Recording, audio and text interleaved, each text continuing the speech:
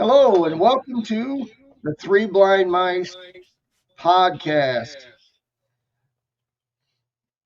Today, I'm joined by my two partners, Don Nardecchia and Jim Borgia on the phone. We're all former sports officials with about 100 years experience between the three of us or more. And we'll be talking tales of the road and then topics of today. We are co-book authors of a book called The Official's Tales, which will be available on Amazon, Kindle, Barnes and Noble, and many more. Follow us, and we will give you constant updates or a QR code to purchase it online. Today, we'll be going over two topics. One is the Camden, New Jersey last second shot controversy that's in all the news and now on the court docket in the state of New Jersey.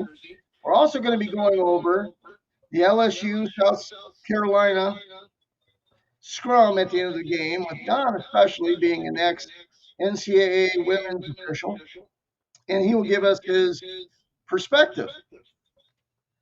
So let me cue up the New Jersey scenario to start. There's 5.2 or 8 seconds on the clock. We're going to be at the free throw line, and then there will be a free throw shot, then an inbound pass, and a quick shot at the other end, and a rebound put up. You tell us what your opinion is, and then we will give you our feedback. Here we go.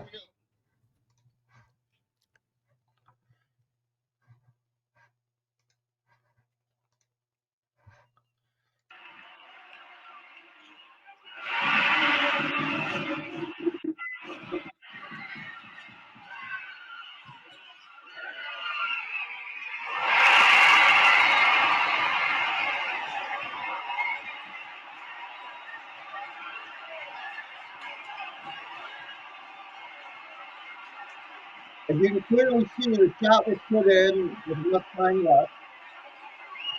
The officials gather after one official scores it, and now they're waving off the shot. To the dismay of the team that should have won the game. Oh, and by the way, the team that did win went on to win the state championship after that. Now, in my opinion, what happened, and then Don and Jim can chime in. In my opinion, what happened is obviously they didn't discuss this in the pregame, or they didn't discuss it as a last second, uh, how they were going to handle the last second shot by patting themselves on the chest, on the head, giving the nod or the finger. So they got themselves in a world of trouble here. So, Don, I'm going to leave it to you to start. What's your take on this scenario? Pretty unfortunate. This scenario is talked about by officials all the time, and I'm going to lead off uh, by telling everybody that doesn't realize this. Most officials will have a pregame conference where they go over a number of things that can happen during a game, how they're gonna handle them. It's you're already predetermined by your schooling and your education officiating who watches what part of the floor, and uh, there are people designated to handle this play in a certain way so that one guy realizes he has to be on top of the shot leaving the hand and the sound of the buzzer, or the ball leaving the hand and the red light.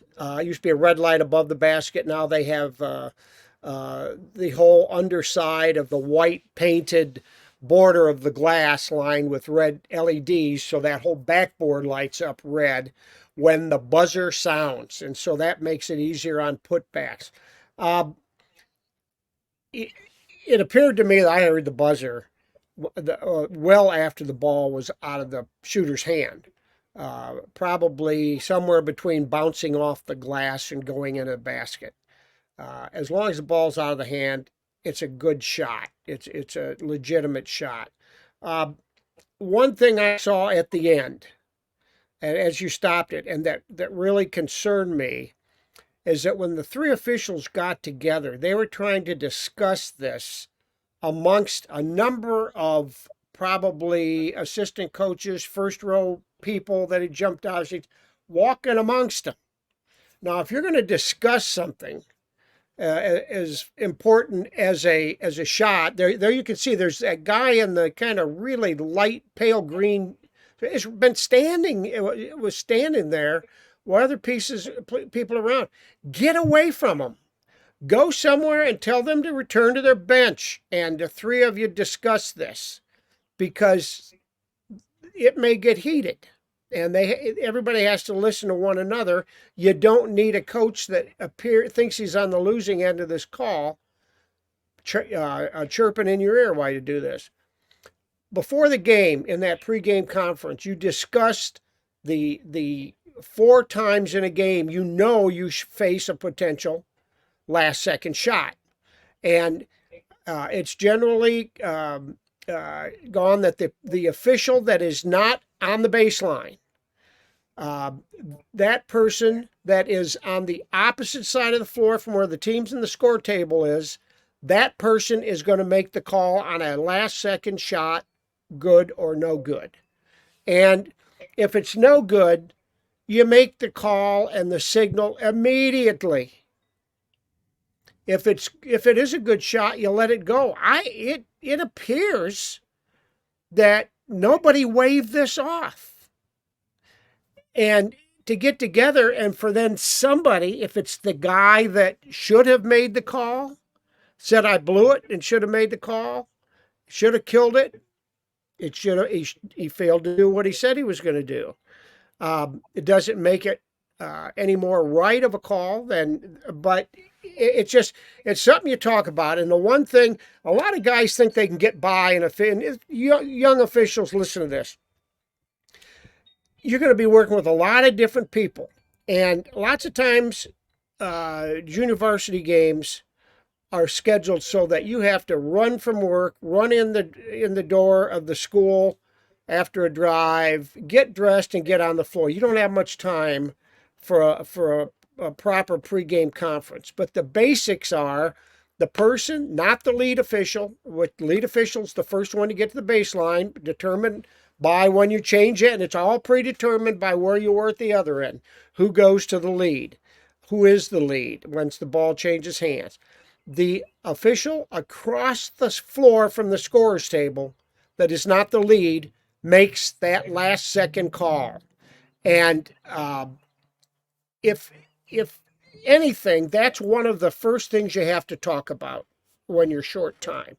And just look at it this way. And when I used to talk in front of our group about this part of the game, said you could work the perfect game for 31 minutes and 58 seconds. But if you screw up that last second shot, you'll be remembered for years around that place. And I don't know how these guys work the rest of the game, but something big time was missing. That this appeared to happen without merit, should I say? That's it's so important. A pregame conference is so important, and in the high school game, just like college pros, if the ball is off of the hand, no longer touching the fingers, when that buzzer sounds, when that red light comes on, if it's out, if it's no longer touching, the shot is good. Doesn't take how long it takes for that ball to go through the hoop. It's a shot that is live and is good if it goes in. It's just that simple. Hey, Jimmy, did you see the video or did you hear the video? Did you hear our comments? Do you have anything to add? I heard your comments, and like you guys were saying, don't matter how long it takes to get in there. As soon as you see the shot, your hand goes up, signaling it's a good shot, letting your partners know, okay, it's a good shot. I gotta watch this. I gotta watch that. See what anything else. And then, like Don said, the person across from the table is going to say yes, it's good, and you can get together as you're coming down. You're always, as far as our threesome, we go down. We're tapping our chest. You got it. I got it. And you know who's doing it. And like Don said too, the younger guys doing JV games, you gotta hustle to get there. You're just leaving work. I mean, no sooner getting into these schools and you're out of breath and you might not have worked with the other two bars before. And that's the whole that's part of the game. The better you know your partners, the easier the game will be to officiate. So, but I didn't get to see the video, so I can't comment on it. I'd like to be able to right now. I have no internet action, so. But that's why and I'll get into that in a little bit. I think that's why the pregame is so important, especially if you never worked with them. Even when us three, who've worked together for years, we would do our pregame sometimes in the car. Uh, but we always went over crazy things that could happen. We created our own hand signals as when to tighten down the action or last second or whatever as we went. There is no, like in football, we have a gold book. There is no gold book for basketball. So we sort of made it up as we went. My comment after reviewing the video several times, I thought personally, when the guys got together, the trail most likely was looking at the clock. And if I'm not mistaken, I'm almost sure the putback happened under 1 second, probably with a half second to 3/10. Now, I'm wondering if when they got together, there wasn't a confusion as to under three, like 0.3 seconds, it has to be a tip or a tap to count. That's not the case in a live ball scenario. That's only when it's being inbounded. Is that correct? That's correct. Yep. So I'm wondering if that's not. Oh, Jim's back with us. Hang on a second. There he is. Oh my goodness. Handsomeness one of the bunch. So Definitely the one with the most hair. did you hear what I said there, Jim, with the 3/10 of a second? I mean, what is your guys' thought? Maybe that's what they were thinking?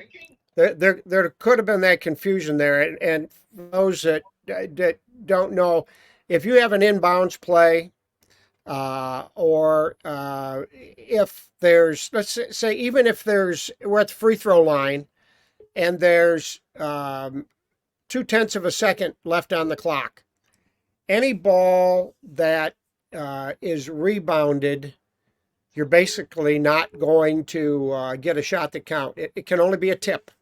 If somebody handles it and then shoots it, it's not going to count. It's been when they put that rule in, it was based on the fact that they looked at lots and lots of game films, and 3/10 of a second seemed to be the point where they feel that you can do some semblance of catching the ball and then pushing it away.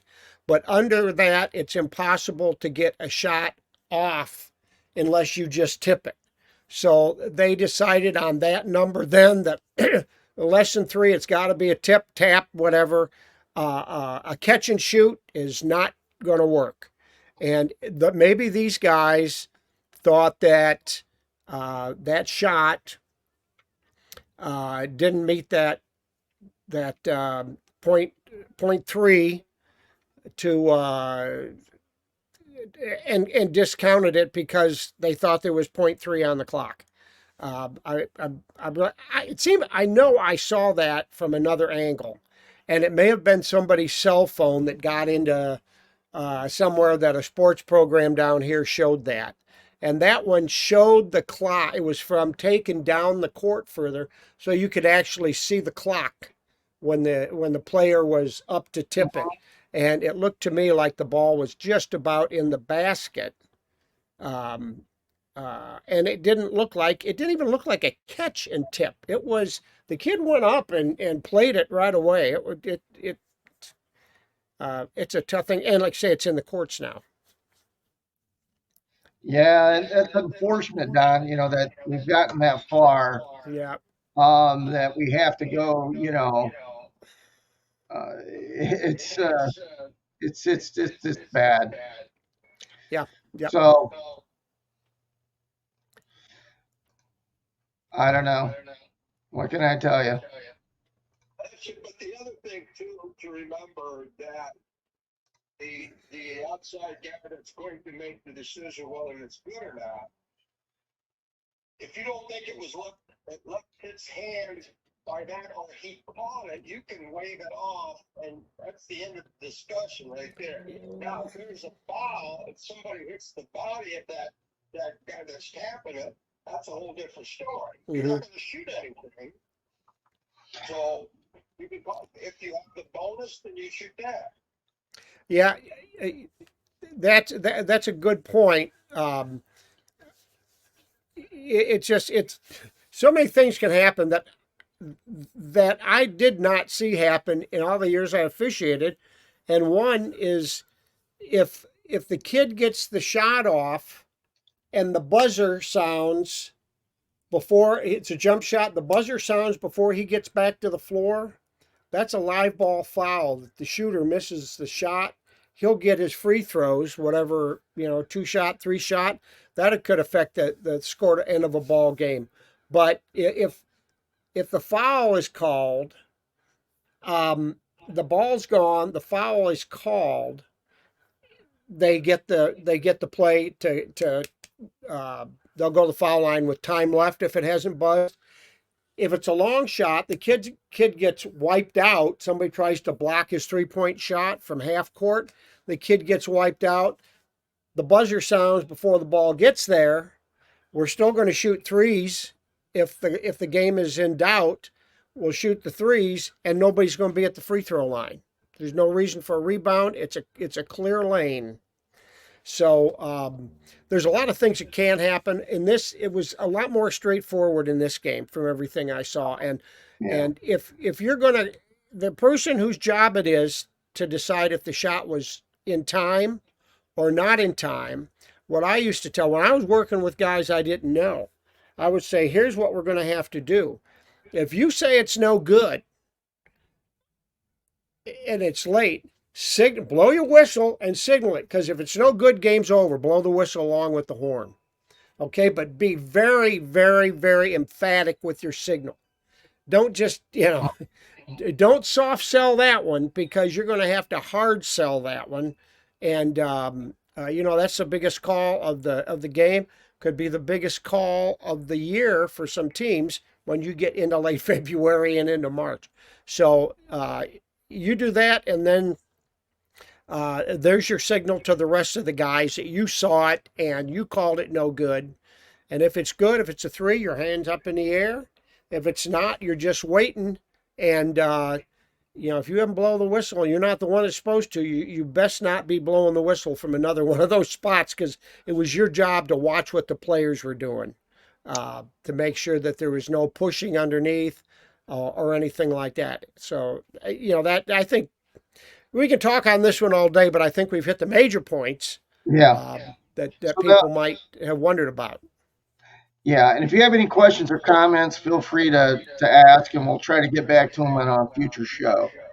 The next topic, and our last topic for the day, is the LSU South Carolina game. I do have the video queued up, if you can see. I'm going to go ahead and play that, and then we'll go over it. Hang on. The first meeting with LSU. 6-0 run Gamecocks. For Wiley. And that could be an intentional foul.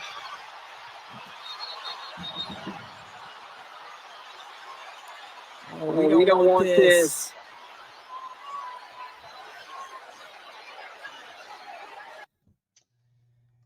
And I know that we've all seen this a million times.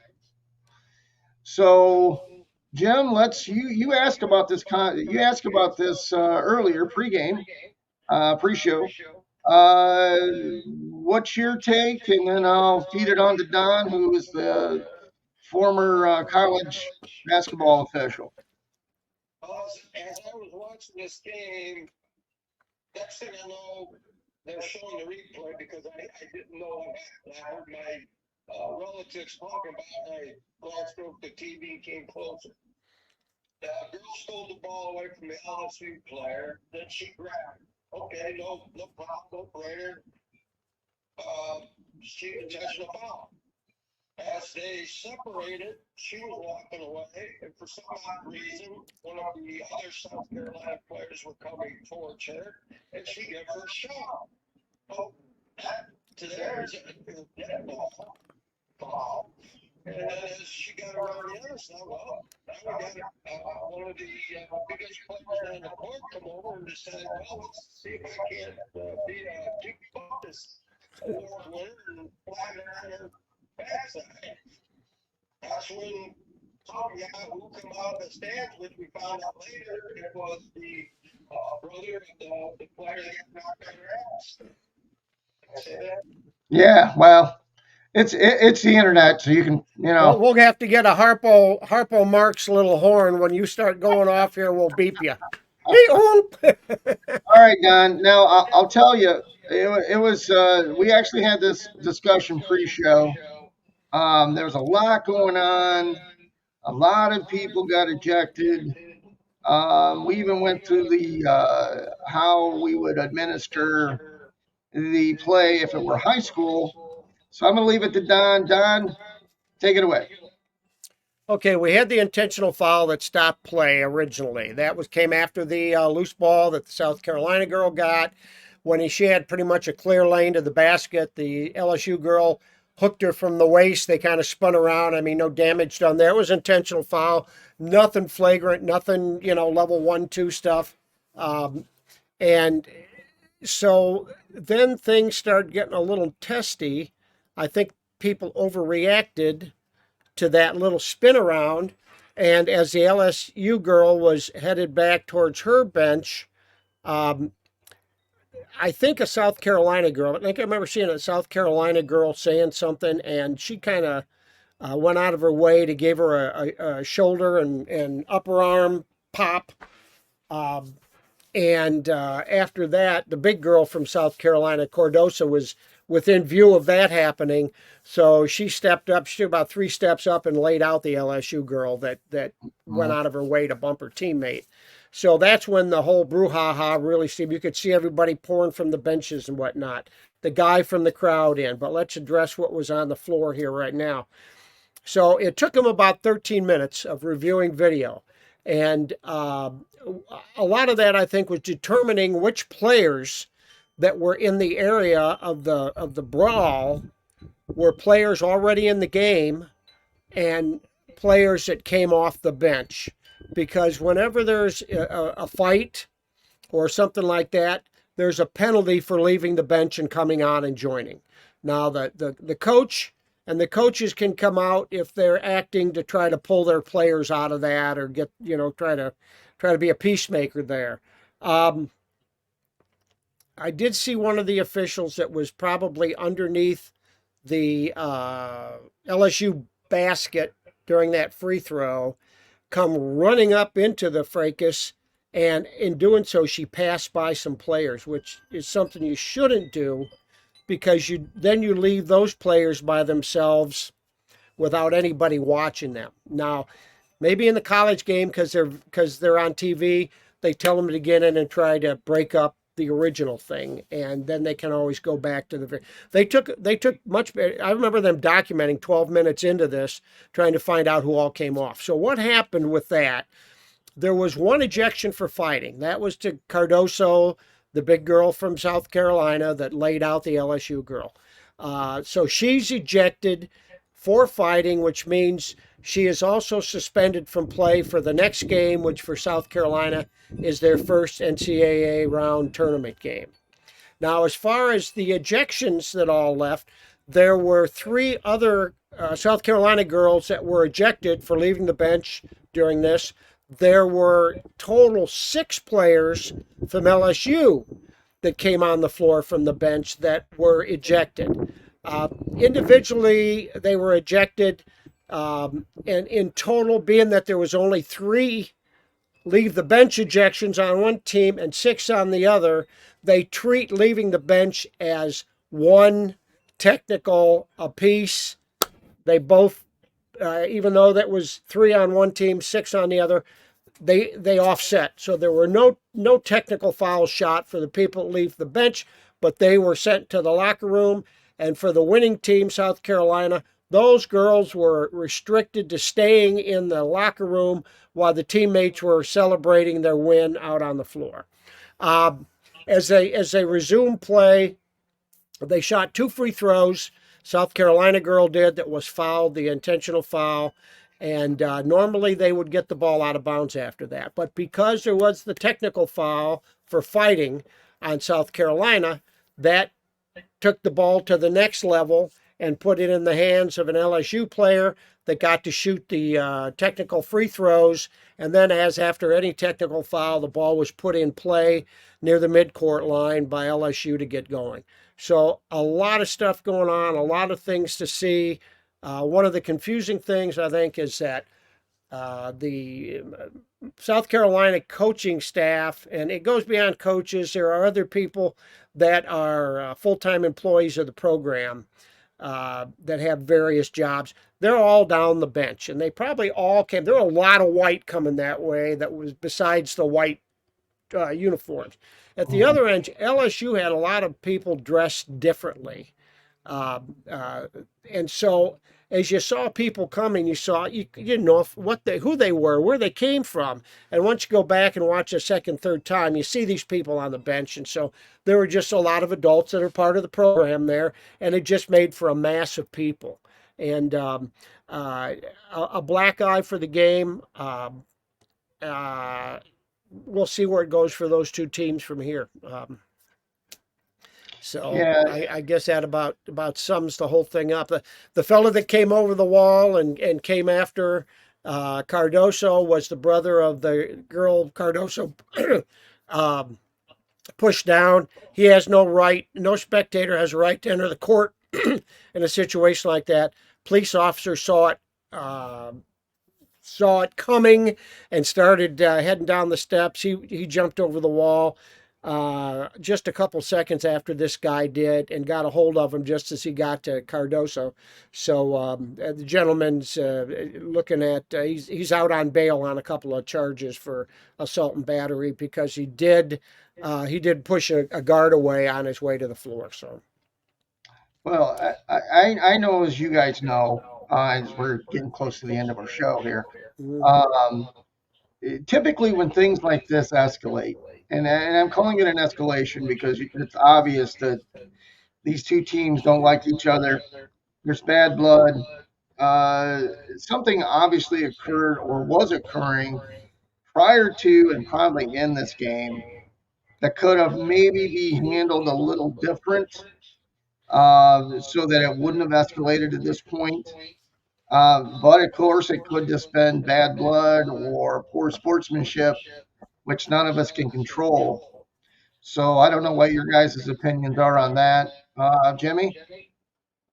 I did see later on that night that they showed a shot from above the basket that Angel had grabbed the other player's hair and pulled it. Now, I don't know if it happened several times or just that one time everything was, that's where the you know, where it was lit, you know. And, Right. yeah, you know, because they were bumping and shoving, and you know, as officials, you talk in your pregame, Tell the players, hey, listen to us. We'll tell you, get your hands off, get out of the paint. You want to listen, fine. If not, there you go. Yeah, Don? the game was officiated equally fair, but I thought as the game progressed, it also got equally physical. I think one of the big things that more and more people are watching the women's game is that they're playing it faster. Those two teams were very capable, good athletes, really moving up and down the floor, but it got really sloppy in the fourth quarter because the game was competitive, because they're in the same league. LSU beat South Carolina last year in the Final Four. Um, so it got very physical. There weren't many baskets scored because anybody going inside was running into people. And I think there should have been a few more whistles. It didn't benefit either team the way they called the game. They were consistent. But I think in knowing what they had, you always know what you have when you go into a big game, is that they should have put the hammer down a little bit. Should have tightened the screws on what they were doing and made them play basketball the way they play best instead of letting it get to the point where they were getting frustrated because nobody was scoring and it was just banging, banging, banging. That might have kept things settled down. You never know. You can't look back and say that would have changed things, but I really think that they're going to have to watch once these tournament games go closer to the big one, that you're going to see some of these women's teams playing almost out of control, trying to outrun the one team to the other end. And I think, guys, we know when we had high school games that were getting out of control, we had our little signal to let's get this train back on the track and rolling here. And as soon as we could do that, then we could back off a little bit. And that's our, that was our job, to keep train on track. Yeah, I think we are more game managers than we are officials sometimes, Sometimes you have to be, yeah. because I think that's our job is to protect the athletes, and I think we need to take that a little more serious sometimes. hmm So, you guys have anything else, Jimmy? One thing I think too, the brother of the player to come out in the court, I think they should ban him from watching any more LSU games. That's bullshit, and that's how they should start handling it. It's like you said, we had a game one night out in Western Reserve. We called 5 fouls on both teams in the first quarter, and we're thinking we're going to be out here all night. So I'm going to the table to check something. I go by the home team, and these kids are complaining, and the coach says, because we know the coach. We refereed when he was playing. His dad was the coach. Said, are you listening to what they said? They said, listen, hands off, get out of the paint. If you listen, we go to the second quarter, we call only 3 fouls the whole quarter, both teams together. We tied the screw down, the kids started listening to what we were talking about. Well, By that the goes way, right. let me say, Jimmy, when are you going to put your spaghetti sauce on the market? We got a nice bunch of people that probably love to get their hands on a jar of your spaghetti sauce. Or lasagna. We'll give you half price. All right. Yeah. And just so you know, sorry about that. And just so you know, we do have a book coming out. Should be out in the next week or two. It's called Officials Tales. It will be available on Amazon, Amazon Kindle, Barnes and Noble, and a few other places. We'll keep you highlighted on our Facebook page, and then of course on our shows. And thanks again for joining our show. And we'll see you next time. Everybody